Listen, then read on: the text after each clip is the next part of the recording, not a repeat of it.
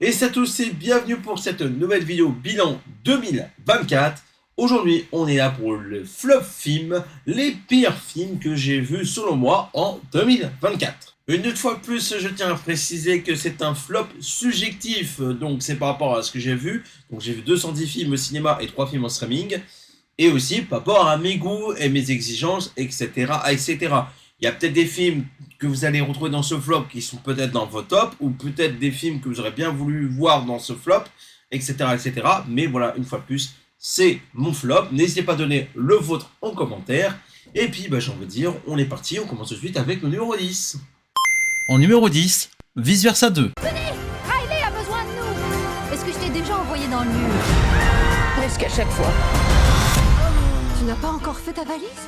Riley, qu'est-ce qui se Je passe? suis trop répugnante pour aller au stage. Je sortirai plus jamais de cette chambre. Ouais, ça va être sympa les 10 prochaines années.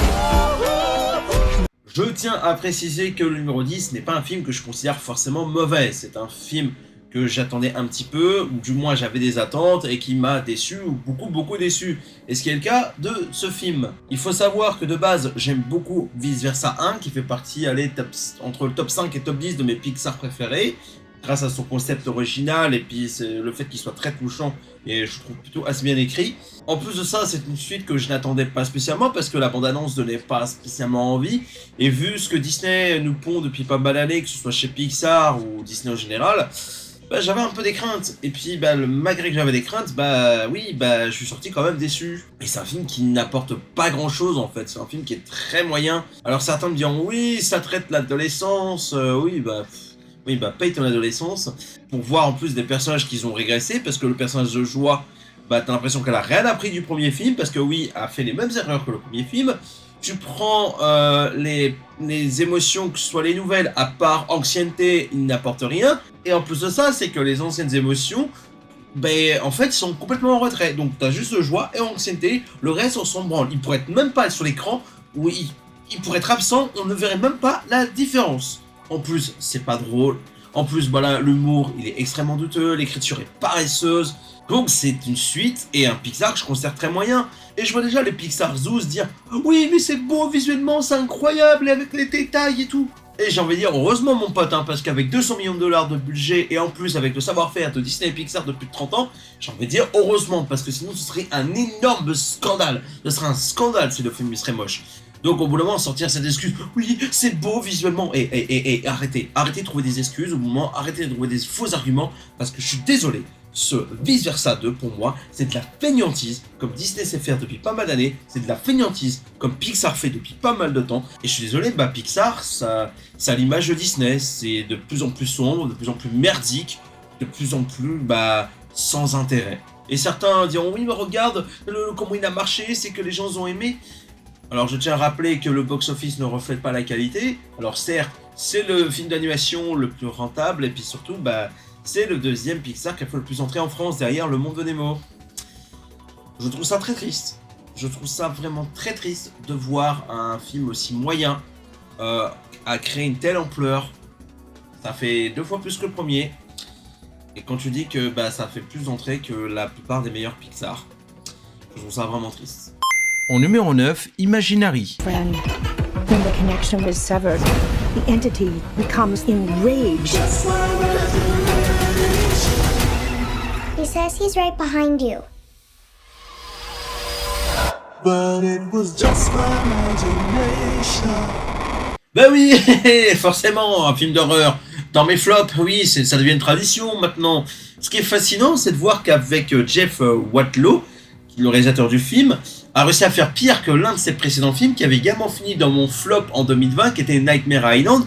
Au moins, Nightmare Island, je trouve qu'il y avait de la photographie qui était plutôt jolie, il y avait des décors qui étaient plutôt jolis et intéressants.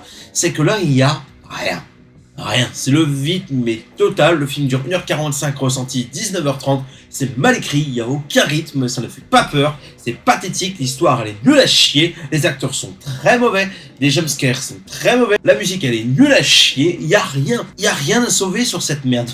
Voilà, tout est mauvais, c'est que il ne se passe rien, l'histoire est pas intéressante. Et le pire dans tout ça, c'est qu'il y a une idée dans ce film.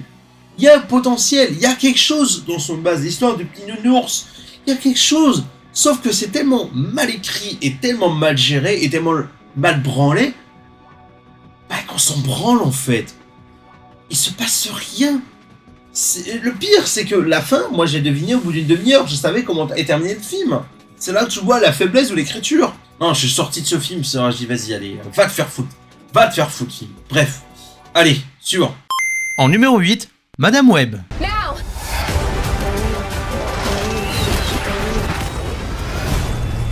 You're showing off. Maybe a little. Alors certains vont être étonnés que je le mets que 8ème dans ce flop, mais déjà 1 parce que j'ai vu pire, et 2 parce que, pour être honnête, j'ai pas passé un mauvais moment ou un moment horrible sur ce film. Parce que c'est tellement nul, c'est tellement pathétique que j'en ai ri. Et pour vous dire, j'ai vécu une séance assez rigolote, parce que dans la salle, ça riait. Ça riait à plusieurs reprises tellement que c'est mauvais.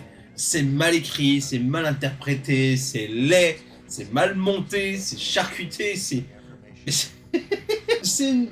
pas loin du nanar. Pas loin du nanar, mais bon voilà, un nanar qui a plus de 100 millions de budget, si je dis pas de bêtises.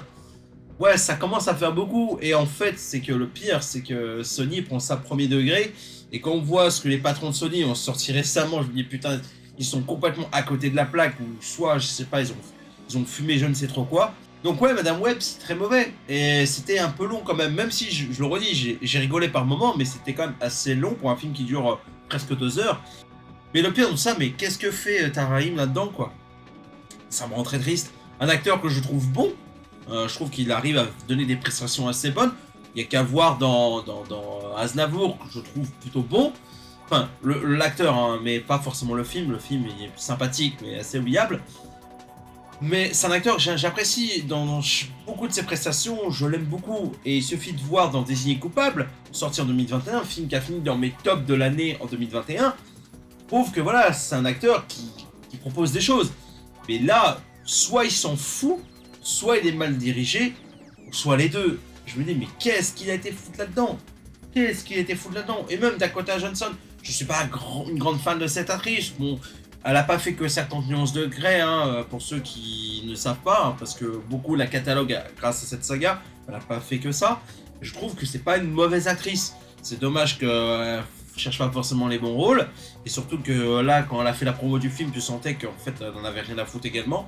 Donc ouais, Madame Web, non, bah oui, bah c'est mauvais, on le savait d'avance que ça allait être mauvais, mais au moins je me dis, bon bah c'était mauvais, mais c'est pas le pire film que j'ai vu en 2024, et au moins, bah, c'est pas parmi les séances les plus désagréables, malgré le mauvais film.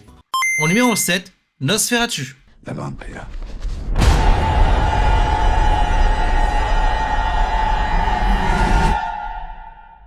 Nosferatu.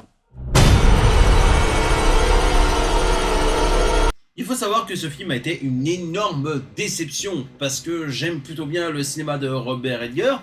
J'avais beaucoup aimé son The Northman sorti en 2022, j'aime plutôt bien son Lighthouse sorti en 2019, je n'ai pas vu The Witcher qui est considéré comme son meilleur film, et pour vous dire, quand j'ai vu les bandes annonces, je suis ouais, bon, ça donne pas spécialement envie, j'ai l'impression de voir un film d'horreur extrêmement lambda. Et c'est le copain Crazy Bunch Studio que j'embrasse s'il passe par là, qui m'avait dit que c'était le réalisateur de The Northman. Je me suis dit, il y a peut-être moyen d'avoir un truc intéressant.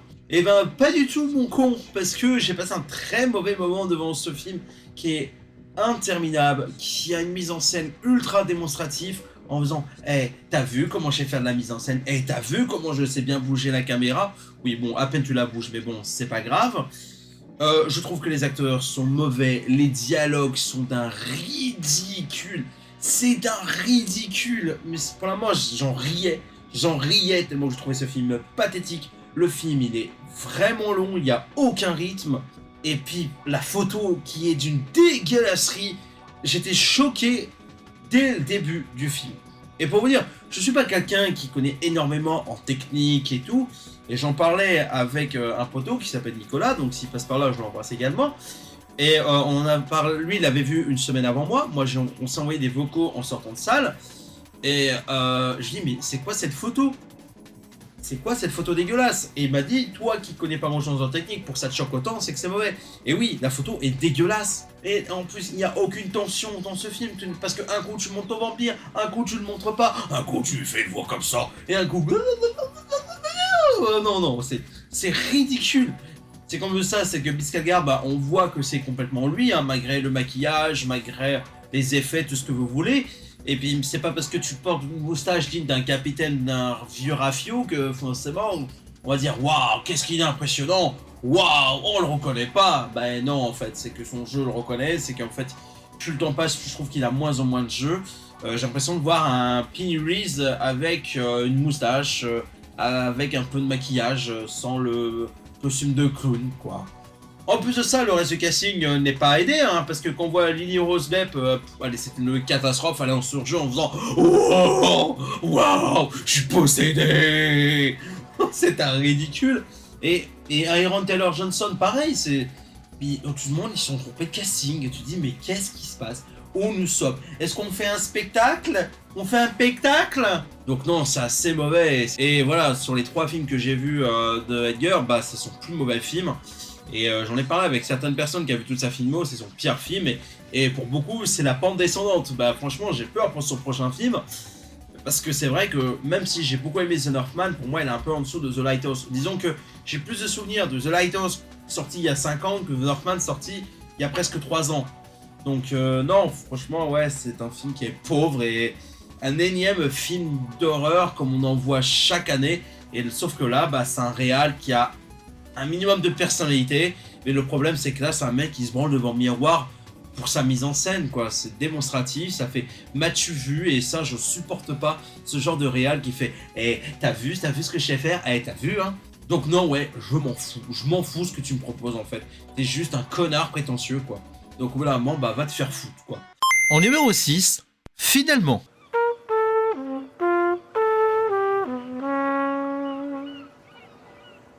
Et voilà, prochainement sur cet écran, le nouveau film de Claude Lelouch. Je crois que j'ai tout dit. Il n'y a plus qu'à regarder. C'est l'histoire d'un vieux piano. Il faut savoir que je suis pas un grand fan du cinéma de Claude Lelouch, hein. C'est un cinéma qui me parle pas spécialement, même si je n'ai pas vu toute sa filmo, j'ai dû voir 5 ou 6 films, je crois, sur une 50aine de films, corrigez-moi dans les commentaires si je me trompe. Mais cette bande-annonce me donnait curiosité, parce que je trouvais plutôt le casting assez alléchant, et la bande-annonce était assez mystérieuse. Donc je suis allé le voir et... Waouh!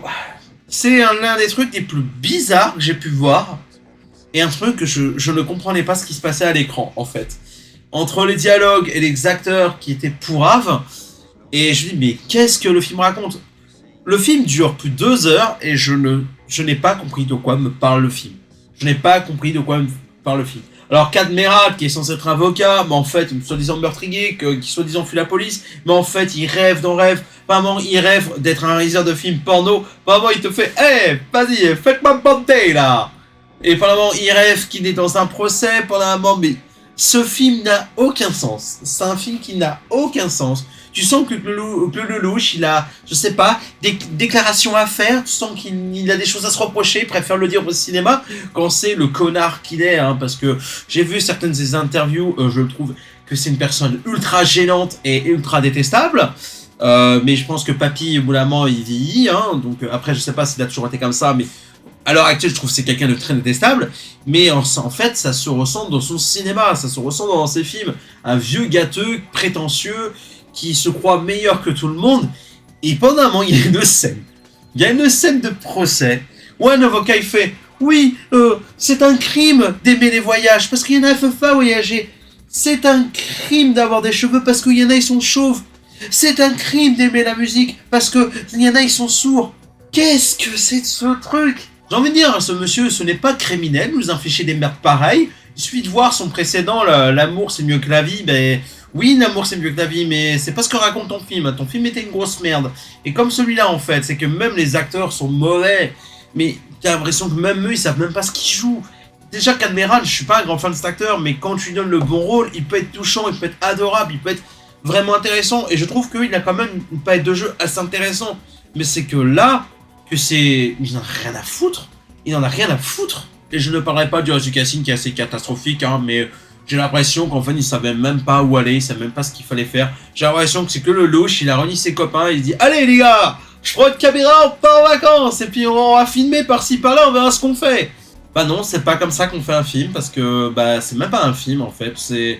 J'ai l'impression de regarder une vidéo montée sur Windows Maker après une colonie de vacances entre potes, quoi. Voilà, c'était horrible, c'était gênant. Il y a une séquence, ah oui, avec Jésus. Oh là là, putain, mais oh. Bref, j'en ai trop dit, je me suis resté trop longtemps sur ce truc. Allez, on passe au suivant, et là on va encore monter dans le level. En numéro 5, Mufasa. Tu as volé ma destinée. Mufasa, ton heure est venue.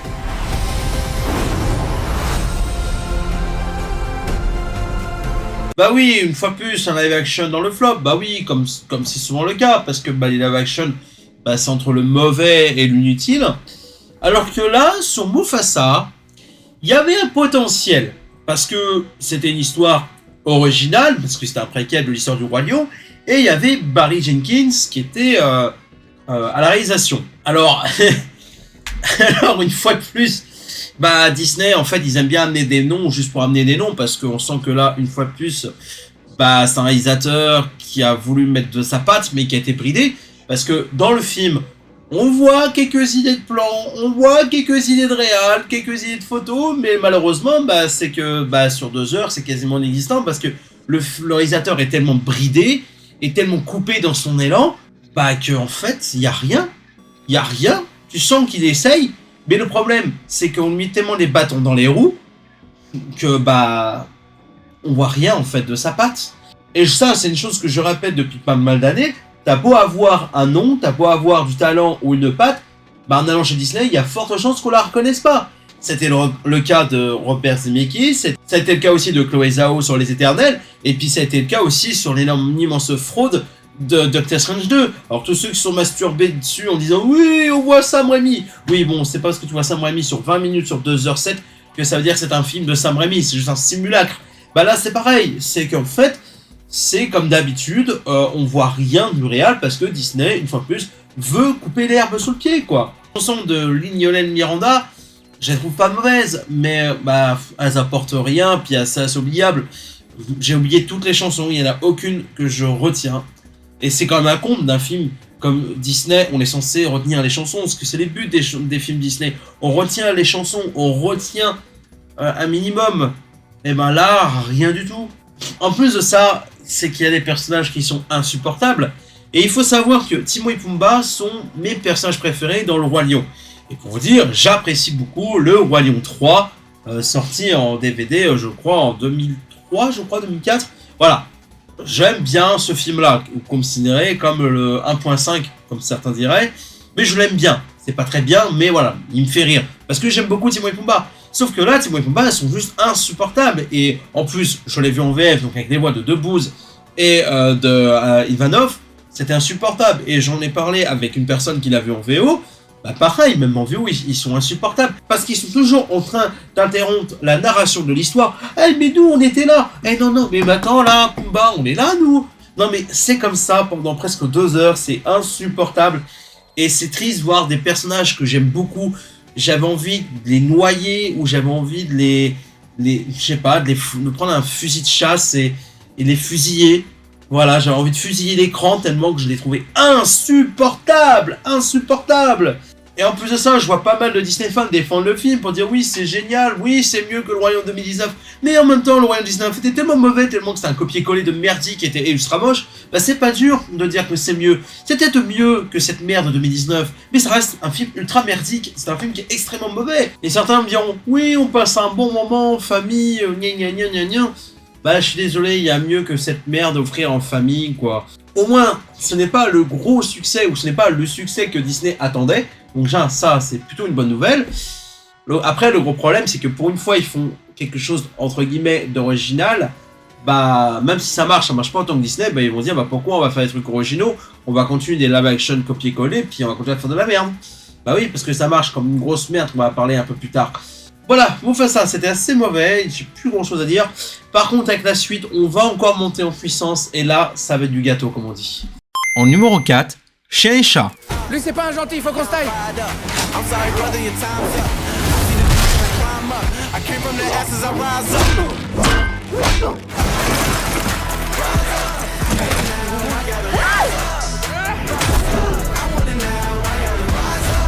Il faut savoir que déjà, ça faisait un peu peur en voyant la bande-annonce, parce que le film avait l'air extrêmement moche, avec ses animaux mal foutus, que les blagues avaient l'air très lourdes, surtout celle où le chat, ou plutôt la chatte faisait « mon boule ». Mon bout. Et tu dis « oh là là là là là, que ça pue du cul ». Eh ben oui, mais là, non seulement ça pue du cul, mais ça pue vraiment. Pour ceux qui me connaissent bien, et je pense que je le redirai un peu plus tard avec un certain film, je suis plutôt client des blagues de cul, des blagues un peu graveleuses, parfois sur la ceinture, un peu salaces. Alors que là, c'est censé être un film familial, des parents qui vont avec leurs enfants voir ce film-là, parce que c'est une petite comédie avec des animaux. Alors, avec cet humour, faut savoir se limiter, parce que l'humour un peu comme ça, un peu graveleux et tout, je trouve que c'est un peu gênant. C'est un film qui est extrêmement gênant, en plus, gênant déjà visuellement, mais gênant par rapport à son écriture, son humour, ses personnages qui sont détestables, horribles, et ça joue extrêmement mal. Dubosc, mais il est horrible dedans, et pourtant, j'apprécie Dubosc. Il suffit de voir son dernier film sorti cette semaine, il y a quelques jours, Un ours dans le Jura. En tant qu'acteur, je le trouve bon. Mais là, il n'est pas bon du tout, il est insupportable. Et puis, les voix des personnages sont juste nulles à chier, c'est mal animé, c'est laid. Tu sens que c'est mal branlé, il y a peu de moyens, alors que je crois que le film, dans mes souvenirs, il a coûté entre 15 et 20 millions. 15 et 20 millions, et je pense au poteau, le boniateur français, qui me disait que le film a mis 4 ans à se faire. 4 ans à se faire pour un truc aussi laid, aussi mauvais. Mais c'est du foutage de gueule, c'est un foutage de gueule. Et moi, ce qui m'énerve le plus dans ce genre de comédie ou ce genre de film, c'est parce que c'est pour la famille. Allez, vas-y, on mange de la merde, on fait n'importe quoi. Allez, vas-y, mange ta merde, mange ta merde. Je suis pas d'accord avec ça, moi. Je suis pas d'accord avec ça. Parce que, au bout d'un moment, c'est pas parce que ça se veut familial, c'est pas parce que ça se veut une comédie qu'on doit faire de la merde pareil avec une écriture aussi mauvaise, aussi douteuse. Et je trouve ça vraiment triste de nous pondre des merdes pareilles, quoi. Et pour vous dire, je l'ai vu un vendredi après-midi, il y avait, je crois que c'était pendant les vacances scolaires en plus, il y avait un petit peu de monde dans la salle, enfin un petit peu de monde, il y était une centaine dans la salle, une salle de 400 personnes, et ça riait pas, et même les gamins ne rigolaient pas, à part quand il y avait le chat ou le chien, par exemple, qui se pétait la gueule. Bon, c'est assez classique, mais en dehors de ça, ça riait pas, et j'étais gêné pour les enfants. Voilà, pour moi, c'est un film horrible dans tout sens du terme, que ce soit en termes de réalisation, en termes d'effets, en termes d'écriture, d'humour et tout. C'est tout ce que je déteste. C'est tout ce que je déteste, et en fait, parce que c'est un film pour la famille, on fait de la merde. En numéro 3, Godzilla X Kong, le nouvel empire. Oh.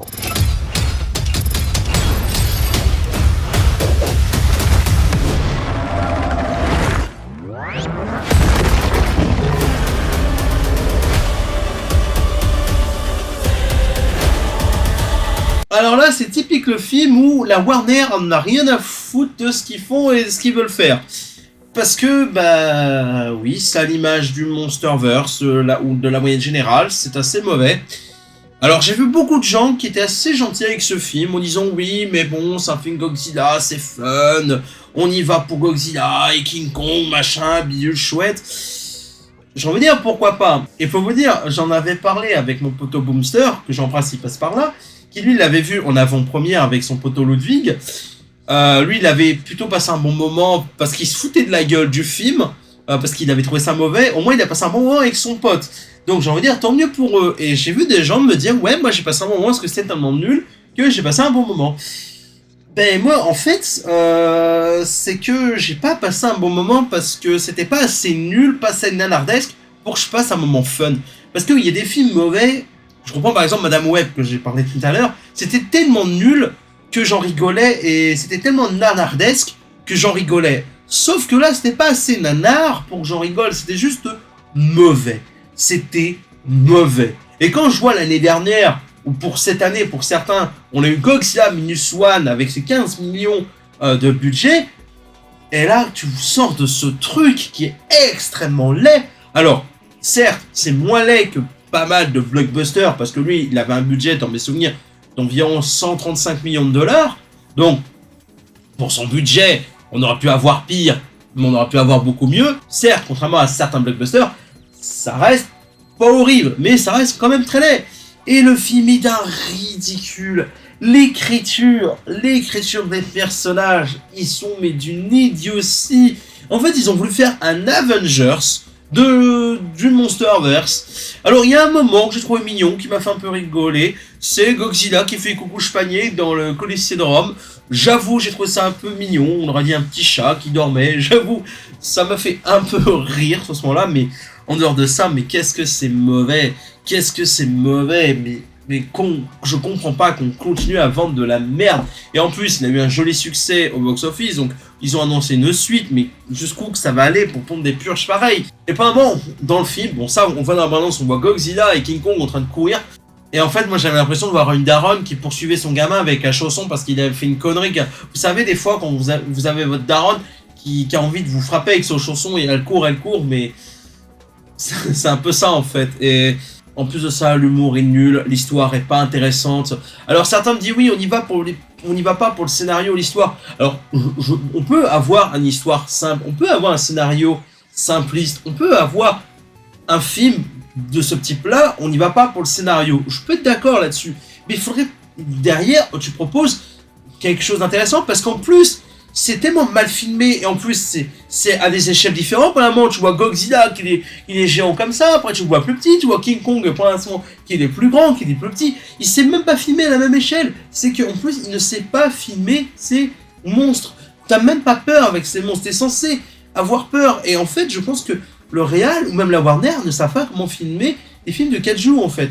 Ils savent pas comment filmer des monstres pour qu'on ait une peur. Et c'est pour ça que je reprends Godzilla Minus One sorti l'année dernière ou cette année. Bah au moins t'avais peur parce que le réalisateur, désolé j'ai oublié son prénom, enfin son nom, mais au moins il savait comment faire peur parce qu'il savait filmer son monstre. Là il ne sait pas filmer, il ne sait pas faire de la mise en scène, il ne sait pas comment mettre en scène, il ne sait pas créer la peur. Il ne sait pas comment créer la folie. Il ne sait pas comment créer l'envie. Alors, tous ceux qui disent oui, c'est un film divertissant, bah si c'est ça le cinéma de divertissement, bah c'est un cinéma qui est pas loin de la mort, quoi. Parce que oui, on va parler de mort dans pas longtemps. Donc ouais, non, Godzilla vs Kong, l'Empire machin, c'est très très très mauvais. Et je partais déjà négatif, mais dire que c'est encore plus négatif de ce que j'attendais, c'est d'une tristesse. C'est d'une tristesse que de voir qu'on continue à pondre des merdes pareilles, on continue à se foutre de notre gueule, et puis bah quand je vois des gens qui encouragent ça, je trouve ça vraiment triste. En numéro 2, Vaiana 2. Au travail! Si tu tentes de rassembler les peuples, tu seras anéanti. Cela concerne plus que les ancêtres, plus que notre village. L'océan tout entier compte sur nous. Alors faut savoir, déjà je ne suis pas un grand fan du premier Vaiana, que j'ai revu la veille de la sortie du 2, que j'ai revu un peu à la hausse parce que je trouve le film incroyable visuellement, je trouve les chansons plutôt marquantes et plutôt bonnes, il y a des défauts d'écriture et je trouve que le film est ultra classique, mais je trouve que c'est un bon Disney, un bon divertissement pour la famille et je comprends pourquoi le premier Vaiana est très acclamé, qui est considéré pour beaucoup l'un des meilleurs Disney. Je peux le comprendre, je suis pas d'accord, mais je le comprends. Donc avec cette suite, ça partait extrêmement mal, parce qu'à la base, ça devait être une série qui devait être sur Escroc+, ou Disney+, pour les fans zouz. Donc après, qu'est-ce qui s'est passé? C'est notre cher Bobby Iger qui s'est dit « Eh, on a besoin de pognon, Vaiana c'est populaire, tu sais quoi? On va sortir en salle, comme ça on va se faire plein de pognon. » Bah oui, c'est ce qui s'est passé, et le problème c'est que ça se ressent que c'est une série. Ça se ressent que c'est une série sur grand écran, parce que c'est un rythme qui est extrêmement bâtard, parce que il y a des choses qui sont rallongées, d'autres pas. Tu sens que ça aura pu être une série de 6 ou 7 épisodes de 30 minutes facile. En plus, c'est que l'un des gros problèmes de ce film, c'est que déjà, il faut 45 minutes pour installer une intrigue déjà pas intéressante, 45 minutes sur 1h30 sans générique de fin, soit la moitié du film, déjà je trouve ça problématique. Au moins le film, ça chose que je peux pas vraiment reprocher, c'est que le film est beau. Ça doit être une suite qui doit être une série, le film est beau, visuellement. t'as pas autant de détails, contrairement au premier, où t'avais beaucoup de détails sur l'eau, sur les personnages, sur les visages et tout, qui étaient plus expressifs. Là, c'est pas aussi beau que le premier, mais ça reste plutôt beau. Là-dessus, je peux pas le retirer. Mais en dehors de ça, c'est extrêmement mauvais. Les personnages, on en a rien à branler. Les chansons sont entre le mauvais et le ridicule et l'oubliable. L'histoire n'a aucun intérêt, il n'y a pas d'évolution de personnage. T'as des personnages qui essaient de faire du comic relief, mais ça ne fonctionne pas parce que on s'intéresse pas à ces personnages. Ils sont là pour être fonctionnels. Tu pourrais mettre un cactus en arrière-plan, ce serait la même chose. Les personnages sont pas intéressants, c'est tellement mal écrit. C'est une suite qui est juste opportuniste, qui est là pour des mauvaises raisons, qui est mal fait, qui est pour prendre ses spectateurs pour des golemons. Et en plus, moi je ne comprends pas, c'est surtout les Disney fans qui disent « Oh, j'ai retrouvé mes personnages, du coup je suis content, gna gna gna. » Donc vous avez retrouvé votre jouet, donc c'est forcément bien pour vous. Ben non, en fait. Non, c'est pas parce qu'on retrouve ces petits jouets que forcément ça veut dire que c'est bien, en fait. Parce que pour moi, qui n'est pas fan du premier, je me suis senti insulté. Et je trouve que ça insulte même le premier film. Et en plus de ça, il y a une régression des personnages, comme Moana. Et en plus, le personnage de sa petite sœur, qui est insupportable. À plusieurs reprises, ils sont toujours en train de faire « Grande sœur, petite sœur !» Mais ta gueule, putain, j'ai envie de te noyer. J'ai envie de te noyer, putain, t'es insupportable. Le film est ridicule. Les personnages sont tellement mal exploités. C'est tellement ridicule. Et puis, ils partent à l'aventure. Ouais, parce qu'on a trouvé un pot cassé. Et peut-être qu'il y a d'autres peuples qui nous ressemblent. Super ton intrigue. Super ton intrigue qui est ridicule. Oh, mais putain, mais...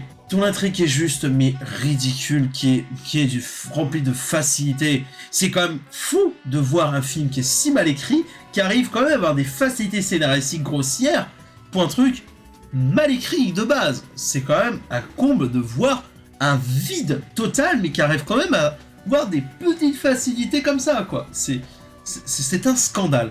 C'est un scandale. Franchement, je trouve ça scandaleux qu'un film comme ça fonctionne. Ça va être un des films qui a fait le plus d'entrées en France. C'est un des films qui a fait le plus de chiffres au box-office cette année.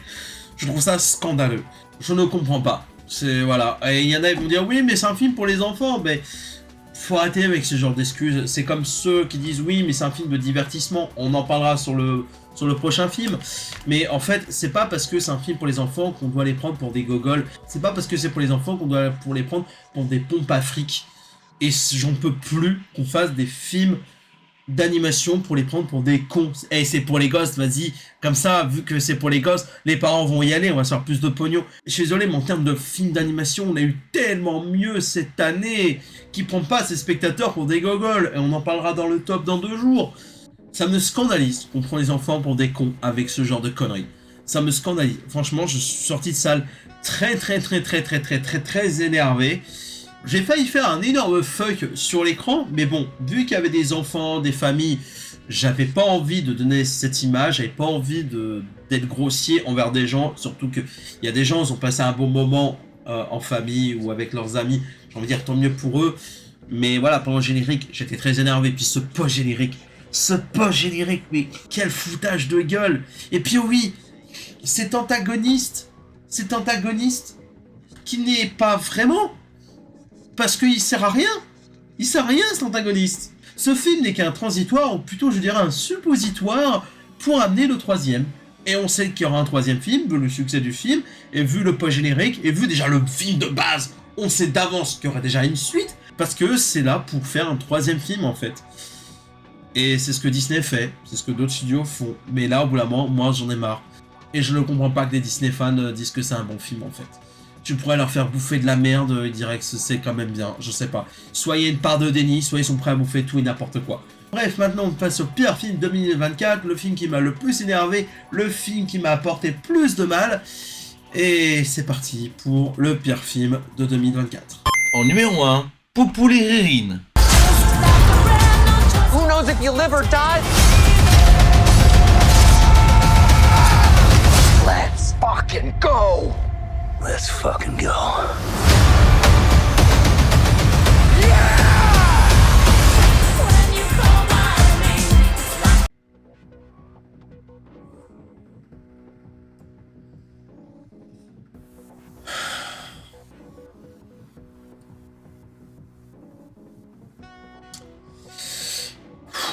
Je vais essayer de pas m'énerver, parce que je me suis beaucoup énervé sur ce film, que ce soit sur les réseaux ou même en live, parce qu'on a fait un live sur la saga Deadpool en août dernier sur cette chaîne, n'hésitez pas à le voir ou à le revoir si ça vous intéresse.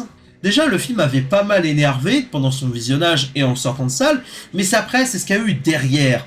C'est tout ce que je me suis pris dans la gueule.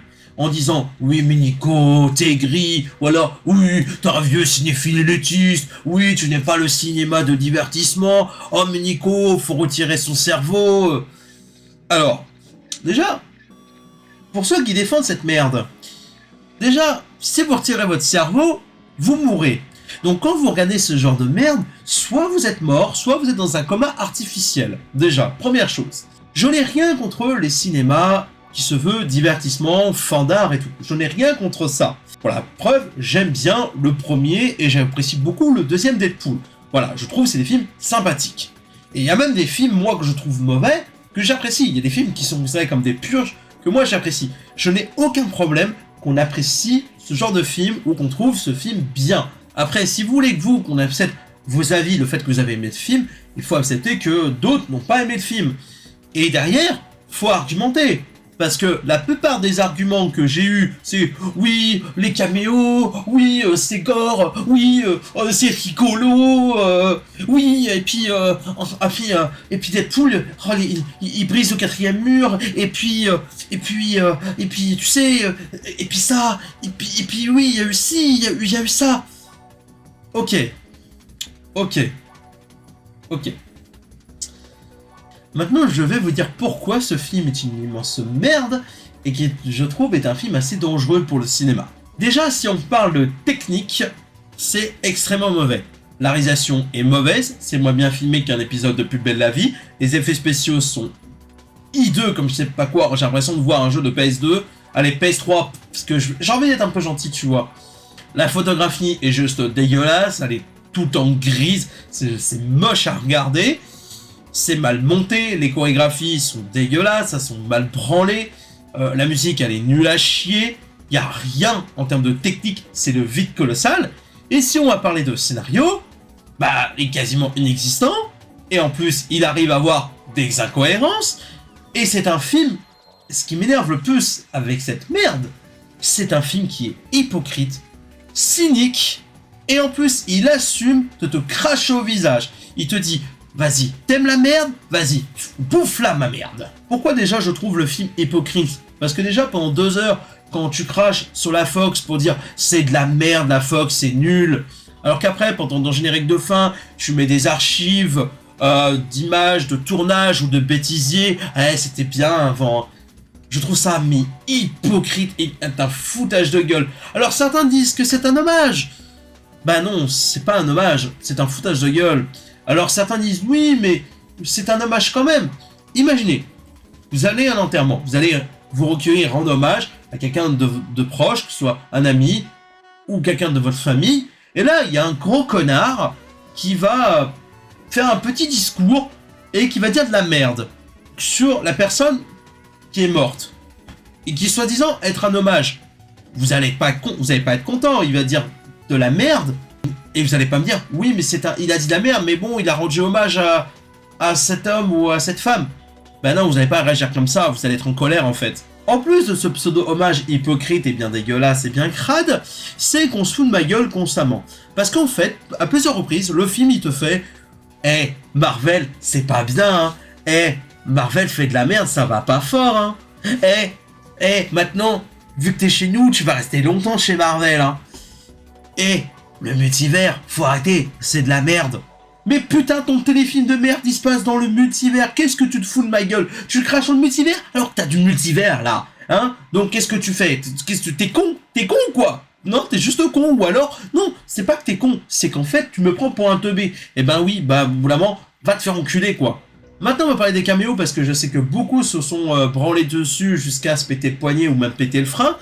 Parce que oui, les caméos sont peut-être moins abjects que dans No Way Home, mais en fait, ils n'apportent rien. Ça n'apporte rien. Certains me diront, oui, mais bon, il sert pour une scène d'action. Ben en fait, cette scène d'action, qu'elle soit là ou pas là au montage, elle n'apporte rien. Parce qu'en fait, dans cette scène, à un moment, il y a Poupou Liriri, bah il se casse. Voilà, parce que, ah oui, il y a le multivers. Oui, donc il se casse ailleurs. Bon, voilà, avec un coup de baguette magique, enfin, bref. Que cette scène ait lieu ou pas, ça ne change rien. Ça n'apporte rien. Donc, en gros, les caméos ne servent à rien, à part masturber ceux qui ont peu d'exigences et parce que ceux qui kiffent des caméos qui n'apportent rien. Passons à l'humour maintenant. Alors, ceux qui me connaissent bien savent que je peux rigoler assez facilement. J'aime l'humour un peu beauf, j'aime les blagues graveleuses, j'aime les blagues en dessous de la ceinture. L'humour pipi caca parfois peut me faire rire, mais à condition que ce soit bien fait, que ce soit bien amené. Le tempo comique doit fonctionner, sauf que là en fait c'est juste lourd et abject en fait. Et certains me diront, oui mais c'est Deadpool donc c'est normal qu'il soit comme ça. Oui mais vous savez, quand un enfant il fait régulièrement des conneries, au bout d'un moment on lui dit plus, ouais bon c'est un enfant, du coup c'est pas grave. Bah non, au bout d'un moment on lui dit d'arrêter cet enfant en fait. Bah là en fait c'est exactement la même chose en fait, j'ai envie de dire stop en fait. Au bout d'un moment j'ai envie de dire stop parce que là t'es en train de me saouler, t'es même plus drôle en fait. C'est même plus drôle. C'est lourd, c'est juste lourd. En fait, là, j'ai l'impression de voir un petit puceau bourré qui se branle à la pince à épiler. C'est juste horrible. C'est juste horrible. C'est lourd, en fait. C'est même plus drôle, c'est même plus intéressant, quoi. Et ce qui m'énerve le plus aussi avec cette immense merde, c'est que beaucoup croient que Disney a l'autodérision ou se moque de lui-même.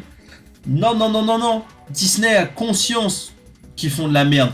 Et ils se servent du personnage de Deadpool pour vous dire « Eh, on fait de la merde, mais vous aimez quand même. » Et en fait, Disney a très bien compris qu'ils font de la merde. Ils ont conscience que ce soit dans leur parc ou que ce soit dans leur film, ils savent très bien ce qu'ils font, c'est de la merde. Mais ils continuent sur du pognon. Donc, bah ils disent, bah, on fait de la merde, mais les gens, on l'a quand même. Bah, il suffit de voir Vaiana 2, il suffit de voir ce Deadpool, il suffit d'aller à Disneyland Paris. Parce que oui, pendant la sortie du film Deadpool, du moins au début, ils ont mis le personnage de Deadpool dans Avengers Branlus à Disneyland Paris. Pendant la mort, t'as Deadpool fait « Oh là là, il y a des palissades, oh là là !» Oui, parce que beaucoup reprochent, notamment les fans, qu'il y a beaucoup trop de palissades à Disneyland Paris. Bah en fait, Disneyland Paris, ils savent très bien qu'on leur reproche ça. Mais en fait, c'est pas de l'autodérision, c'est qu'ils savent très bien que ça saoule, mais on se sert de la personnage de Deadpool pour se foutre de votre gueule. Bah oui, il y a beaucoup de palissades, mais oui, mais vous venez quand même sur notre parc, vous venez quand même dépenser du pognon. Bah alors pourquoi vous râlez? Bah on se fout de votre gueule. Et qu'on me dise pas, oui, c'est le personnage de Deadpool, c'est normal. Non, là, on se sert de Deadpool pour se foutre de la gueule de tout ça, en fait. Et je trouve ça vraiment, mais scandaleux et dangereux, en fait. C'est que parce que c'est Deadpool, faut accepter toute la merde. Et quand je vois qu'on défend ça parce que c'est Deadpool, mais je demande à tous les défenseurs de cette merde que s'il y aurait Ryan Reynolds déguisé en Deadpool, qui demanderait de faire une ligne droite, et vous chierez tous dans la bouche, vous serez tous en train d'applaudir. Bah c'est ça en fait, j'ai vraiment l'impression que c'est ça. Vous pourrez applaudir n'importe quelle merde, et je suis persuadé que certains, on pourrait dire que votre mère est une grosse pute, certains pourraient l'accepter, mais je trouve ça quand même grave, parce que c'est Deadpool, faut accepter toute la merde. Je pense à tous ceux qui disent que je suis un vieux aigri, ou tous ceux qui m'ont insulté en privé, jusqu'à insulter mon physique, bon pourquoi pas. Qui me disait que je n'aimais pas le cinéma de divertissement, que je n'aimais pas le McDo, etc., etc.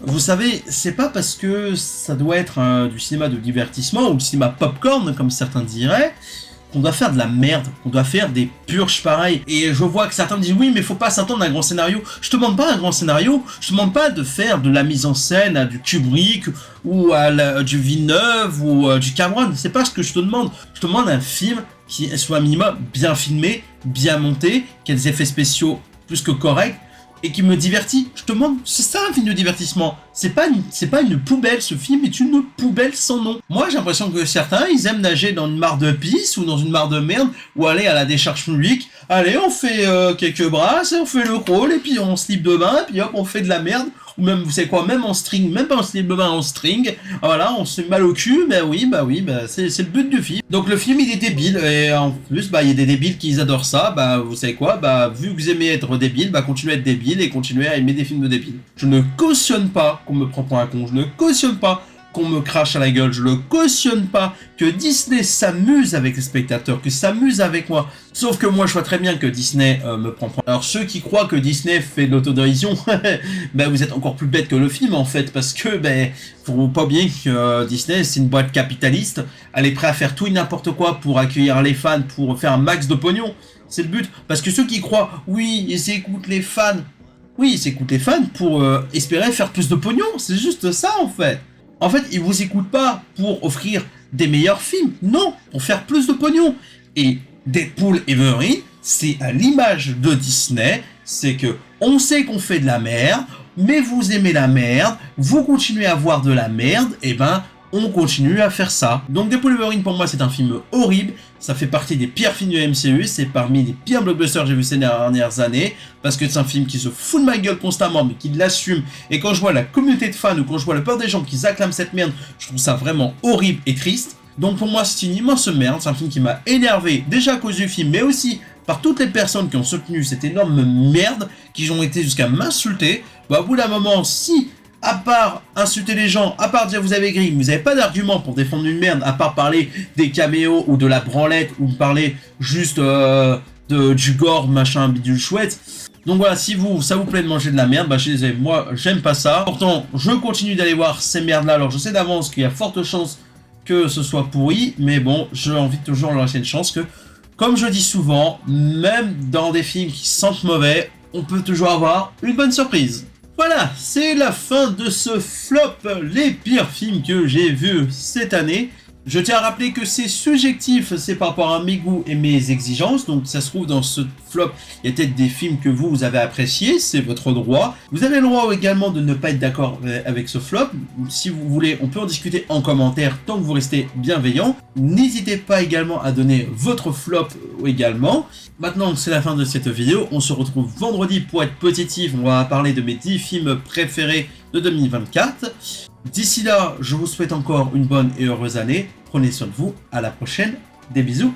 Ciao, ciao.